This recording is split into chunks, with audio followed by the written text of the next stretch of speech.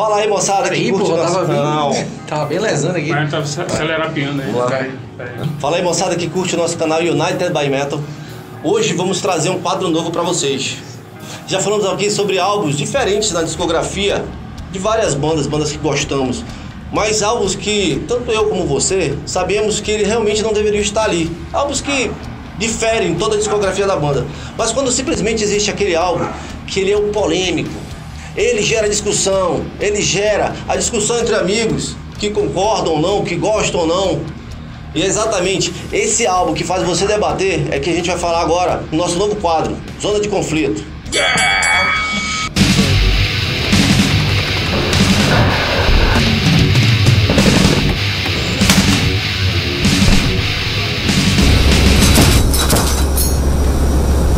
E que álbum mais icônico para abrir esse quadro que não seja o Black Album do Metallica? Um álbum que tem discussões de botequim, de esquina. Todo mundo que você conhece, você já deve ter presenciado alguma dessas sobre esse álbum. Só agradecendo aqui ao Tarcísio Freire, que foi um inscrito nosso que deu a ideia para esse quadro, né? E você também pode participar, dando ideias para novos quadros e até mesmo contribuindo com outros álbuns que a gente pode fazer daqui para frente, né? A ideia do quadro é exatamente defender o álbum ou falar por que ele gosta do álbum, os prós que esse álbum fez ele gostar, e alguém que vai dizer exatamente que esse álbum, o porquê ele não gosta desse álbum. Só lembrando que nossa intenção aqui não é mudar a sua opinião, não é fazer você a partir de agora gostar ou não gostar do álbum que vamos falar. É subjetivo isso. Totalmente subjetivo. Black Album ou simplesmente Metallica é o quinto álbum de estúdio da banda americana, lançado ali em 1991. Vamos lá, o Metallica, ele é um ícone do thrash metal dos anos 80. Já tinha lançado ali o Kill 'Em All, Ride the Light, Master of Puppets e o Angels for All, que inclusive chegaram a ser indicados ao Grammy exatamente por causa desse álbum. O Metallica ele já era uma banda grande naquele momento que foi lançado ali o Black Album, mas simplesmente dali pra frente ele explodiu. Mas explodiu tanto comercialmente como explodiu dentro dos fãs, onde a grande maioria concordou que aquele álbum, apesar de não ser um álbum tipicamente que o Metallica vinha fazendo nos álbuns anteriores, mas que era um álbum excelente. E assim como boa parte dos fãs simplesmente detestou e deixou de seguir a banda a partir daquele momento. E é exatamente que vamos começar agora. Temos aqui do meu lado o Márcio, que é um cara que é fã, confesso, do Metallica, que é fã desse álbum, começou escutando, conheceu a banda através desse álbum. E temos o Brian, que gosta muito do que o Metallica já fez lá atrás, mas é exatamente esse álbum tirou todas as expectativas dele em relação à banda. E aí, você vai dizer de que lado você vai estar. Márcio, o que tu pode falar pra gente em favor do Black Album? Porque o Black Album é um álbum tão importante do Metallica, pra gente não dizer que ele simplesmente é um álbum descartável. O que o Metallica vinha fazendo até o Angels for All, a gente pode meio que concordar que tinha uma raiz ali, tinha um direcionamento, né? Que ainda... O próprio Angels for All, tem muita gente que fala que o Master of Puppets foi o fim de uma era. Tudo bem, a gente entende e sabe por que as pessoas falam isso. Mas o Angels for All tem muito do Master of Puppets também. E assim, o estranhamento que causou na época o Black Album foi que, para começar, ele já era um álbum com músicas mais simples, né? Não tinha mais aquele lance meio progressivo que eles tinham, sempre teve, na verdade. O instrumental, na minha opinião, ainda pesado, só que com riffs mais simples, músicas mais curtas, e isso, somado ao tamanho que o Metallica tinha naquela época, gerou tudo isso, gerou esse emaranhado, né, de opiniões contrárias e favoráveis. Mas eu acho que primordialmente está na estrutura das músicas. Acho que a produção do álbum também ela conta muito a esse favor, porque tem muita gente, sei lá, os trus aí que não gostam muito daquela coisa muito polida, como o Black Album então eu acho que tem uma gama de possibilidades que fazem com que as pessoas, pelos mais variados motivos, elas digam que gostam ou que elas não gostam, né, cara? A gente sabe, Brian, que o Black Album foi responsável por muito banger, muito trash, arrancar o patch da sua jaqueta com o nome Metallica e jogar fora. Você Foi um desses? Não, porque na verdade eu nunca cheguei a ter uma jaqueta dessas, apesar de eu achar interessante, mas não foi o meu caso, né? Na verdade eu gosto muito do Metallica, principalmente dos primeiros álbuns, né? Depois realmente sonoramente não me agradou mais. Mas eu selecionei aqui 4 pontos principais, né, para elencar as razões que me levam a não gostar muito desse disco. Mas a primeira, eu acho que é a mais fundamental, né, a mais básica, né? É porque pra mim ele não é um grande disco, assim como todo mundo pensa. Musicalmente pra mim ele não é ele tá longe do que o próprio Metallica já fez no passado. Ele é um disco muito simples, elencando as músicas, por exemplo. Eu poderia citar no máximo 4 músicas que eu realmente gosto aqui, incluindo Enter Sandman, que eu já estou empapuçado dela, ou seja, eu tiraria ela e deixaria só 3 que eu citaria aqui. Holier Than Thou é uma das que eu mais gosto, acho muito legal essa música. A balada The Unforgiven, essa balada é sensacional, apesar de no final ela ter atingido patamares inimagináveis, ela acaba ficando, ela ainda é inferior a The Unforgiven. Mas eu acho 2 baladas demais ali naquele disco, nessa mesma pretensão. Eu fico com The Unforgiven. E a última música também, Struggle Within, é uma das que eu mais gosto. Tem músicas nesse disco aqui que eu acho simplesmente chatas. Um que eu poderia citar aqui, por exemplo, para não fugir do debate, Don't Tread On Me, eu acho uma música chata. Outra música que não me agrada tanto assim é The God That Failed, que a letra dela é até bem interessante, mas musicalmente, o contexto geral dela não me agrada. Sepultura, que é um dos hit singles desse disco, eu acho ela cadenciada demais, cara. Eu acho um pouco arrastada demais. Não que eu não goste desse tipo de música, né? A cadência em várias outras bandas, em vários outros elementos, no próprio Metallica, em discos anteriores, vem a calhar. Nessa música eu acho massiva demais. Então é isso, é um disco que ele realmente, musicalmente, ele acaba não me agradando. E aí depois eu posso passar para outros motivos aqui, que aí já são, né, até gosto pessoal, mas eu tenho algumas coisas que estão embasadas aqui, né? Mas eu vou ficar por aí. Falando nessa questão de que o Brian falou, nesse ponto inicial que ele levantou, isso é uma coisa que eu consigo entender, lógico, né? Porque o álbum, ele é diferente. Eu lembro que aqui nesse vídeo, que a banda lançou tempos depois, que exatamente mostrou o processo de composição do disco e sequência de turnê. Eu lembro que o Kirk Hammett fala que eles estavam com medo de lançar, porque eles sabiam que era diferente, né? E eu acho que é assim, para mim, no meu ver, foi uma evolução natural. Eu não creio que o Metallica tenha tido a intenção de chegar assim, não. Eu acho que a partir daqui agora a gente vai fazer uma coisa diferente, proposital. Acho que eles não sentaram numa mesa de reunião e vamos fazer exatamente isso. Eu acho que foi uma coisa que tanto que, olha só, o riff da Enter Sandman que o Brian citou, ele é um riff do Kirk Hammett que foi composto em 89, entendeu? Assim, despretensiosamente. Ou seja, a banda ainda estava naquele feeling mais old school, né? Então, eu acho que foi uma coisa de evolução do músico mesmo, né? Tem músico que passa por isso até mais cedo, né? Tem bandas que de repente até nem passam tanto por esse processo. Mas aí tem uma coisa, ele foi um álbum muito, muito influente. Isso é uma coisa que a gente não pode negar, porque teve bandas ali que várias bandas tentaram fazer o seu Black Album, né, cara? Isso. Eu posso citar aqui que me vem à cabeça, o Testament tentou fazer alguma coisa nesse sentido. O próprio Exodus, o Force of Habit, que é um álbum diferente, e que o próprio Gary Holt já falou sobre isso, e algumas outras. O Megadeth Quintanilha, por exemplo? Pois é, né? O Megadeth, eu acho que eu não queria nem tocar no Megadeth justamente para não gerar aquela coisa de sempre. Aquela coisa assim, porque eu nem concordo com essa discussão de quem é isso e quem é aquilo. Mas eu acho que até com Countdown o Megadeth tentou fazer algo mais ou menos nessa linha. Vamos lembrar o seguinte, né? Se você viveu a época, a gente sabe que o início dos anos 90, vamos dizer assim, foram anos rock. Eu não quero falar estilos, eu não quero dizer que foi do thrash, foi do death metal, mas era rock, né? A gente aqui no Brasil sabia que vários programas passavam clipes ali de várias bandas, né? Independente de bandas que você ia gostar ou não, mas nas rádios, exato.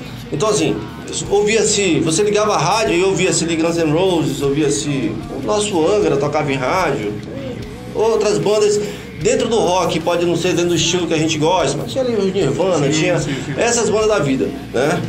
E nisso veio Metallica, e a partir dali, de uma coisa que eu escutei muito, de muitas pessoas era assim: o Metallica, ele se vendeu, porque no estojo de CD dos funkeiros tinha um Black Album.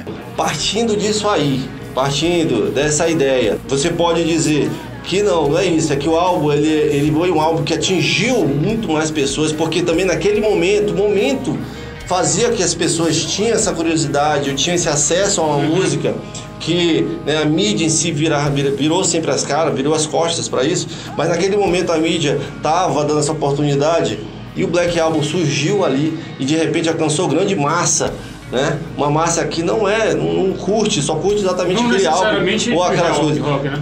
Então, dentro disso, você pode dizer o seguinte: o álbum realmente ele era um álbum comercial, eles se venderam e o álbum era tão comercial assim, ou simplesmente foi um momento que pode ter acontecido do Metallica ter virado a grande banda que virou, né? De lotar arenas, de ter ali várias pessoas que realmente só conheciam ali uma ou outra música que tocava na rádio. Eu acho que até isso é um dos pontos negativos do disco. Ele modificou a indústria para um lado que, pra você ver, né? O Exodus tentando fazer uma coisa diferente não tem cabimento. E isso acabou pressionando a indústria da música, né? No caso as gravadoras, a consecutivamente pressionar os seus artistas a fazer algo mais comercial. De fato, voltando no ponto do Márcio, eu acredito com convicção que o Metallica não tinha essa pretensão, né, de fazer com que o disco ele alcançasse o que alcançou. Ninguém planeja uma coisa absurda dessa, foi estratosférico o negócio. O Black Album chegou ali a fazer gracinha com o Michael Jackson, né? Não é qualquer um que faz isso, então não tem como ser planejado, mas a partir do momento que eles viram o resultado, certamente o comportamento da banda mudou, né, nos próximos discos. Mas assim, voltando, o meu segundo ponto aqui, ele é claramente uma quebra na estrutura musical da banda, né? Que era uma estrutura que agradava a maioria dos headbangers, né? Primeiro, é um álbum um pouco mais... Ele é maior, né? É um álbum que ele tem 12 faixas, né? E até então, o primeiro disco dele, o debut deles, é o que tinha mais faixas, eram 10 faixas, né? O Kill 'Em All. Então, ele é um álbum já mais arrastado, né? E outra coisa, a quebra do ponto tradicional do ato de fazer as músicas instrumentais do Metallica. Em todo o disco, o Metallica tinha uma música instrumental, né? Que é uma coisa assim clássica dos anos 70, que muita banda fazia isso, e o Metallica preservou isso em sua estrutura. E assim, geralmente músicas instrumentais são aquelas músicas que a gente passa, né, quando tá ouvindo um CD de determinadas bandas e tal. Só que quando você traz isso pro contexto do Metallica, não. O Metallica era uma banda muito competente no que tange a você fazer músicas instrumentais. As músicas instrumentais do Metallica são excelentes, são músicas muito boas, algumas se tornaram até hit singles da banda, absurdamente. Os caras tocavam Peeling Teeth nos shows, até um tempo desse colocaram Orion como uma das melhores músicas instrumentais de todos os tempos. Os caras sabiam fazer uma música. No caso do Metallica, as músicas instrumentais não são músicas que a pessoa vai lá e passa. Ela escuta, porque ela gosta, são músicas realmente legais. Então, você tinha lá, né, Anestesia Peeling Teeth no primeiro, o Call of Cthulhu no Ride the Lightning, Orion no Master of Puppets, e tinha também a To Live Is To Die, que é uma semi-instrumental do Injustice for All. Semi-instrumental porque tem algumas frases que são faladas ali, que é uma espécie de homenagem que fizeram pro Cliff, e até é o último disco que tem um resquício do Cliff ali, né? Essas frases foram escritas por ele. Pois é o último resquício de participação dele no disco do Metallica. Depois não teve mais, né? Pois é. Então, é uma quebra de uma estrutura, né, cara? E é uma coisa que eu senti falta pra caramba. Já começa aí essa diferença abrupta desse disco para os demais. Sobre esse ponto que o Brian levantou, isso sim eu sei que a banda se sentia naquele momento meio incomodada pelos relatos dos caras, dos músicos, né? Que eles não queriam estar dentro de eles não queriam ser limitados. O Metallica é isso daqui, e se você passar daqui pra cá, aí pronto, aí o negócio, a casa vai cair do teu lado. Eles não queriam isso. Eles falaram, a gente vai fazer o que a gente está a fim de fazer, e se as pessoas vão dizer isso ou vão dizer aquilo, paciência, né? Então, assim, o Metallica quebrou não apenas esses paradigmas que o Brian citou. O Metallica quebrou o paradigma de que você vê a capa, essa versão, o Brian vai colocar a capa aí. Não, nada a ver, irmão. Simples como álbum, e exatamente o James falou, eles estavam cansados daquela coisa de cheio de informação. Eles queriam algo realmente simples, que exemplificasse o que eles estavam fazendo musicalmente, tanto é que a capa foi escolhida depois, né, que eles acabaram o processo de composição.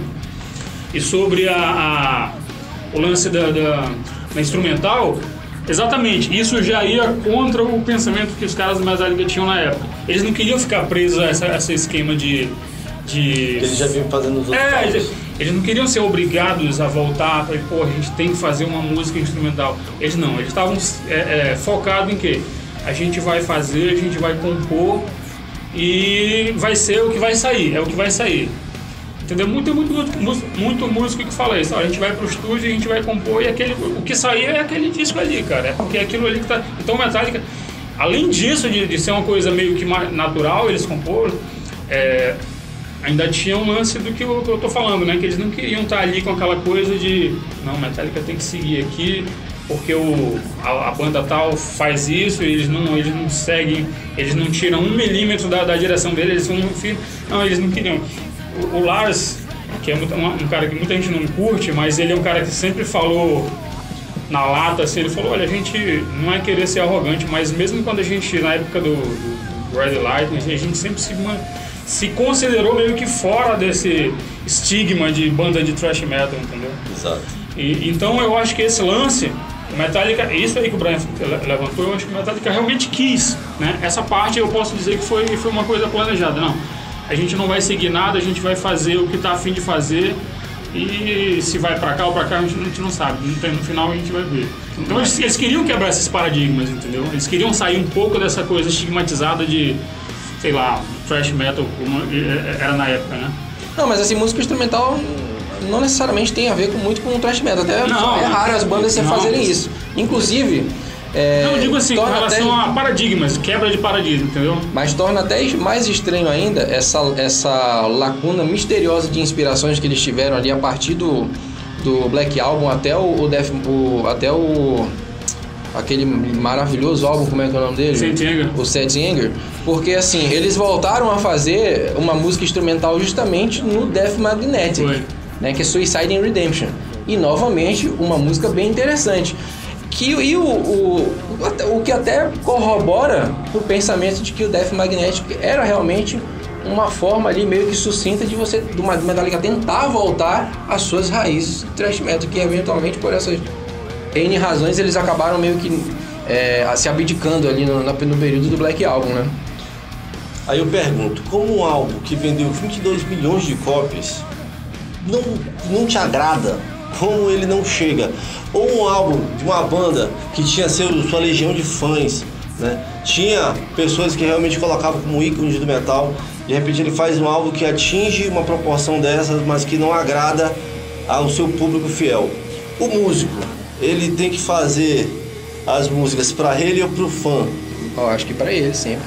Eu acho que a partir do momento que ele começa a fazer as coisas direcionadas para esse ou para aquele, ele já se perdeu já. Eu acho que música é uma coisa muito pessoal, né? Pelo menos pra mim. Eu acho que se a gente faz uma música e se ele gosta, se o Brian gosta, porra, parabéns, né, cara? Se você não gosta, infelizmente eu fiz a música, eu acho legal, eu curto. Eu acho que ele tem que fazer música pra ele. Tá? Mas ele tem que ter coerência também, né? Sim. Assim, não a gente entraria em contradição até com aquele nosso vídeo dos discos diferentes na discografia das bandas. Exatamente. Eu tô falando assim, ele tem que fazer... Mas aí é que tá, é um lance de que os caras quiseram fazer discos diferentes lá. A gente citou várias bandas, sei lá, eu acho que mais de 20 bandas ali. Eles queriam fazer aquilo ali, naquele momento na cabeça era o certo. E era pra eles, né? A gente vai fazer e... Só que aí é que entra esse lado, muito da subjetividade da coisa, né? E eu vejo que muita gente não tem o que a gente está tentando mostrar aqui, que é argumento, né? Não para provar qualquer coisa, um ponto de vista, não, mas argumentar ou simplesmente... Porque assim, ó, eu lembro que na época, quando eu comecei a escutar metal lá atrás, mesmo antes de eu escutar o Black Album, eu já tinha alguns comentários de algumas pessoas que eu conhecia que falavam, porque o Metallica virou uma merda, e eu não entendi aquilo, entendeu? E aí eu perguntava até de um rapaz que era um pouco mais velho que eu falei, mas por que eles estão falando? Não, porque o Metallica lançou um disco aí que é pop, que não sei o que, entendeu? Então, tem gente que até hoje tem essa linha de pensamento. Lógico, cara, tem gente que já aí tá avançado aí no metal, mas e não desconhece Metallica. É nessa hora que eu não consigo respeitar a opinião, entendeu?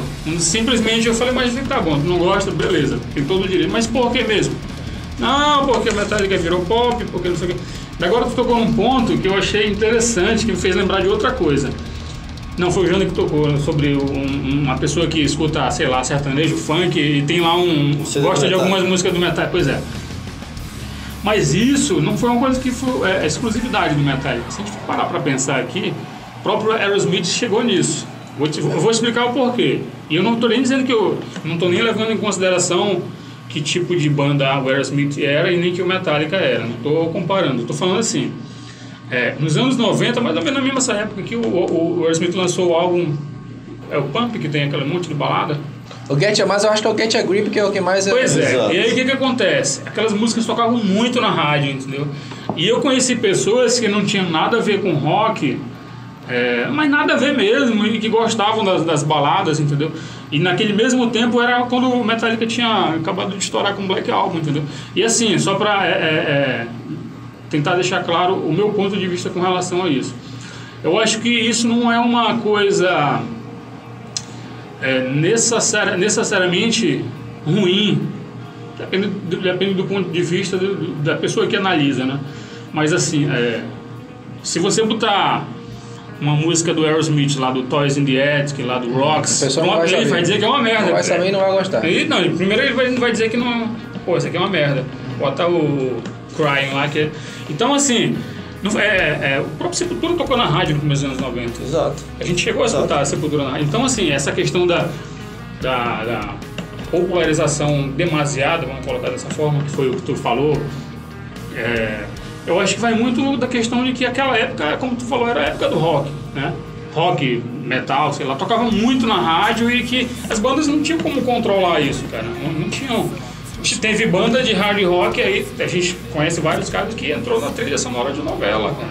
Mas só que aí, né, o hard rock, ele sempre flertou um pouco mais com o lado comercial, principalmente no que tange a balada. Aliás, as baladas eu acho que tinham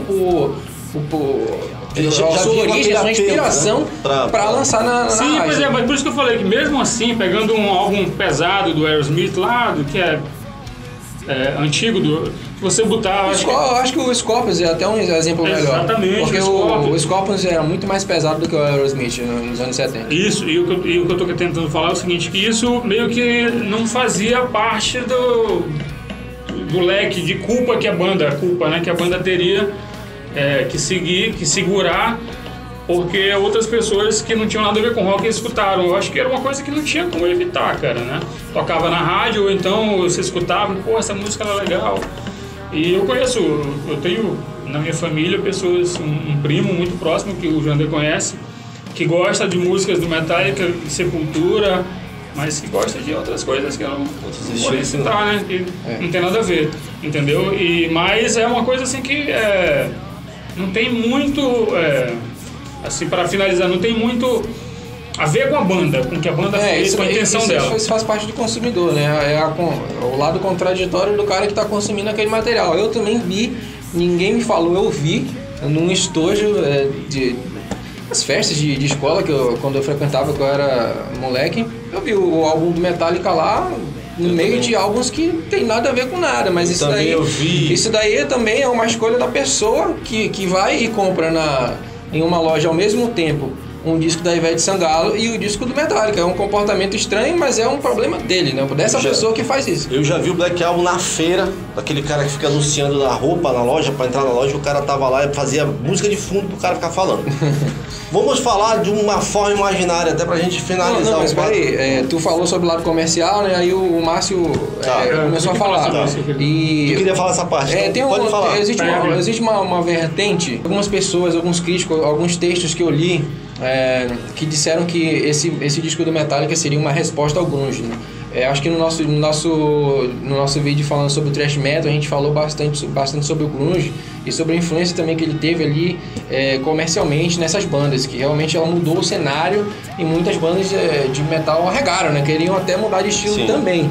Só que para essas pessoas que defendem isso daí, elas estão esquecendo que seguia a linha do tempo, né? Porque o grunge, apesar de que ele surgiu ali no final dos anos 80, digamos que o ápice dele ali foi com o Nevermind do Nirvana. Isso, exatamente lançado na mesma época. Ou se você quiser voltar um pouquinho antes ali com o Ten do Pearl Jam, né, que é o álbum até que se descaracteriza do Pearl Jam, que os outros álbuns não são assim tão, não tiveram esse mesmo sucesso. E os dois discos, eles foram lançados antes aliás, foram lançados depois do Black Album, entendeu? No quesito produção, o Metallica ele foi buscar, de repente, um personagem fora do mundo do metal, de repente um personagem inesperado que ninguém de repente poderia pensar, né, para produzir um álbum de uma banda que já foi um dos ícones do thrash metal lá atrás. O que a gente pode falar sobre o Bob Rock na produção? Rapaz, eu posso começar? Sim, pra mim é sem cabimento, é o que eu penso sobre esse cara na produção, hein? Sem cabimento, sem embasamento baseado na história da banda, acho que essa história já é conhecida já, o Lars, né, sempre um cara muito determinante ali dentro do Metallica, né, não é que não tenha cabimento, mas assim, a principal inspiração dele é que as produções, principalmente no que tange a bateria, né, do Bob, sempre se destacavam, né? Principalmente ali no álbum do Motley Crue, o Dr. Feelgood, que a bateria soa muito bacana, e o Lars queria isso pro instrumento dele na banda dele, né? Então chamaram o cara, mas só pra isso, cara, é muito pouco, porque você tem que ver o histórico do produtor. Eles estavam trazendo um cara pra trabalhar em um meio totalmente diferente, entendeu? Ele tinha trabalhado até então com Colin James, que é um cara que ele vai um rock muito pop ali no Canadá, uma figura local. Bon Jovi, o Aerosmith, ele foi engenheiro de som do Permanent Vacation, que esse álbum realmente ele também tem uma bateria, parece que era sabe-se lá porque era uma especialidade do cara. The Cult, que também é um álbum muito bom, no Sonic Temple, e com David Lee Roth, A Little in the Nog, mas esse disco aqui ele já é quase na mesma época ali do Black Album, então não serve para entrar no histórico. Mas assim, são bandas que se distorcem do que o Metallica havia feito antes, entendeu? E até nos pedaços eu acho que nesse documentário que aparece no Metallica, realmente ele era um cara que tinha uma personalidade, digamos que um pouco forte. E o cara ele chegou meio que controlando a banda de uma maneira inexplicável, entendeu? Ou era daquele jeito ou não era. E aí é que entra a culpa do Metallica, mano, porque praticamente esse álbum é do Bob Rock e a banda simplesmente abriu as portas pro cara. O cara entrou na casa deles e fez o que ele queria e a banda não teve pulso pra dizer, não, peraí, pô. A gente pode citar um exemplo disso, que a gente estava fazendo o Metal Legends do King Diamond, e o King Diamond teve uma treta com um produtor que é sensacional, que é o Chris Sangaritz. O Chris Sangaritz não é competente? Pô, ele fez álbuns bem bacanas, não foi não? Painkiller, não foi o debut do Angra? Não foi ele também? O cara sabe trabalhar. Mas só que, pô, ele tava querendo conduzir o King Diamond ali de uma forma que o King Diamond, não, peraí, essa banda é de quem mesmo? Tacou-lhe o pau no cara, pô. Falou mal do cara durante várias entrevistas. Ele foi determinante e falava assim, não, peraí, aqui na minha casa você não vai ter esse controle, não. Contratei pra você pra fazer essa parada aqui, irmão. Você não vai mandar na minha banda, não. Eu acho que faltou isso no Metallica. O Metallica deixou os caras fazerem o que eles quiserem, e eles têm culpa nessa parte. Eu já vejo isso de uma maneira um pouco diferente, porque pelo seguinte, assim, realmente o Lars ele foi o responsável por trazer o Bob Rock, né? E assim, o James ele analisa muito as ideias do Lars e ele confia muito no que ele fala, né, a respeito da banda e que muitos anos atrás eu li uma entrevista do James. O James sempre foi aquele cara pé atrás com todo mundo, se bobear até com ele mesmo. E ele não queria, no começo ele não queria, na ideia quando surgiu, porque tem... Não, nada a ver, mais ou menos na linha do que o Brian estava falando, mas confiando tanto no que o Lars fala e que geralmente dava certo para a banda, ele acabou aceitando. E realmente, eu concordo com o que o Brian falou, eu vou ter que concordar com o que o Brian falou, porque eu não sei se eu abriria tantas pernas dessa forma, tipo assim, porque o Bob Rock ele chegava lá, o Lars falava, a gente pode fazer assim, ele falou, não vou fazer isso. Ele falou, não vou fazer isso. Só que a partir da gravação, o James começou a concordar com muita coisa. O James no início ele falou, cara, a música é minha, nós somos o Metallica, da onde ele veio mesmo. E ele chega aqui dando o pitaco na gravação, no disco, e não, porque no meio da gravação, em um determinado momento, o James começou a concordar com muita coisa, porque ele ia exatamente contra o Lars, entendeu? E era aí que o James falava, não, tá certo. Os egos e tal. Tanto é que o Bob Rock tentava muito. Negava a ideia do Lars, não vamos fazer isso. O que você acha, James? Eu acho que você tá certo. E aí já, entendeu? Então assim, eu acho que se o James de repente, eu imagino, né? Eu tô aqui imaginando. Se o James discordasse de tudo que o Bob Rock estivesse falando ali, eu acho que ele ia chegar uma hora que não dá não, porque... Aí é que entra a questão da palavra culpa ou não, né? Até onde o James, o Lars e a banda, enfim, foram culpados. Eu não digo que a palavra culpa, pra mim, se adequa ao que a gente está falando aqui. Eu acho que houve uma questão de concordância, principalmente porque é o seguinte, o Lars pode dar a ideia e ela pode ser a ideia mais certa do mundo, mas se de repente o James falar, não concordo, isso não vai entrar no disco e acabou. Não vai entrar, cara, porque primeiro que os dois têm que concordar, né? A gente sabe que os outros membros da banda, tirando o Cliff tinha uma importância muito grande dentro do Metallica, mas tirando assim o Jason e principalmente o Robert Trujillo, que apita pouco na banda, né, cara? O Jason até menos ainda, de maneira impressionante isso. Mas eles vão ter que concordar, porque eu não acredito que um vá deixar algo acontecer com a banda que o outro não concorde, com os dois xerifes, assim. Então eu acho que teve uma parte ali que o James falou, não, tudo bem, eu vou deixar, porque as ideias dele estão batendo mais com as minhas do que com a do Lars, então... Pois é, mas olha só, eu vi algumas informações de que depois do período de gravação do álbum, que foi um período muito conturbado, inclusive 3 integrantes se separaram, né, se divorciaram. O próprio Lars falou que nunca mais voltaria a trabalhar com o Bob Rock. Porque era muito estressante, exatamente por isso, porque ele ia muito contra as ideias do Lars. Pois é. E fica muito claro vendo esse E mesmo depois, é engraçado como o Bob, ele é um cara, ele é um peixe fora d'água ali no universo ali do Metallica e do metal.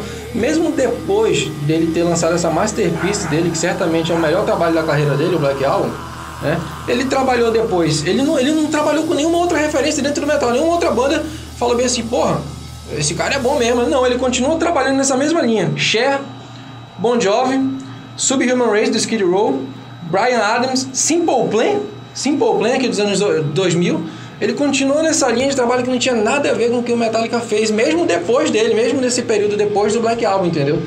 Então, e ele também tocou baixo no Seth Anger, não foi? Sim, foi. Gravou baixo.